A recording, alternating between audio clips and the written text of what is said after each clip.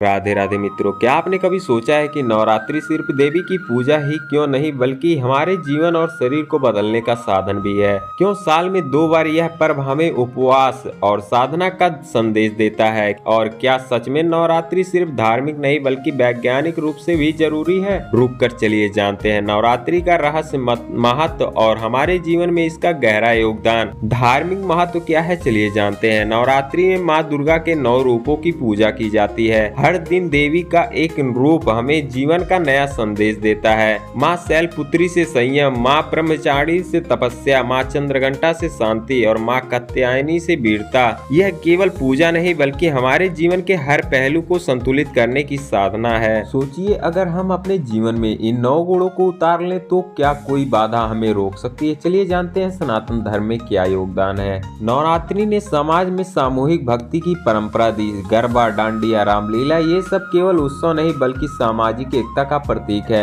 यह पर्व याद दिलाता है कि शक्ति की आराधना का मतलब है समाज को जोड़ना और खुद को मजबूत बनाना। आज अगर हम सब मिलकर इस शक्ति को जगाएं तो क्या समाज और भी सुंदर नहीं बन जाएगा। चलिए जानते हैं इसमें वैज्ञानिक का दृष्टिकोण क्या है। नवरात्रि ऋतु परिवर्तन के समय आती है। इस दौरान उपवास रखने से शरीर को नया संतुलन मिलता है। हल्का भोजन, फल, दूध, साबूदाना पाचन शक्ति को मजबूत करता है और शरीर को डिटॉक्स करता है। ध्यान, मंत्र और साधना से मस्तिष्क में सकारात्मक ऊर्जा आती है। यानी जो काम आज की मॉडर्न साइंस डिटॉक्स डाइट कहती है, वह सनातन परंपरा ने हजारों साल पहले नवरात्रि के रूप में हमें सिखा दिया है ना अद्भुत। और चलिए जानते हैं शरीर और मन की शुद्धि किस प्रकार होती है। उपवास शरीर को हल्का बनाता है और रोग से लड़ने की क्षमता बढ़ाता है। ध्यान और पूजा मन को स्थिर और शांत करता है। दीपक, धूप और वातावरण हमें आसपास की नकारात्मक ऊर्जा को खत्म करते हैं। परिणाम, शरीर पवित्र, मन निर्मल और आत्मशक्ति से भरपूर। सोचिए, अगर हम इंसान सालों में 2 बार इस साधना को अपनाए तो कितनी बीमारियों और मानसिक तनाव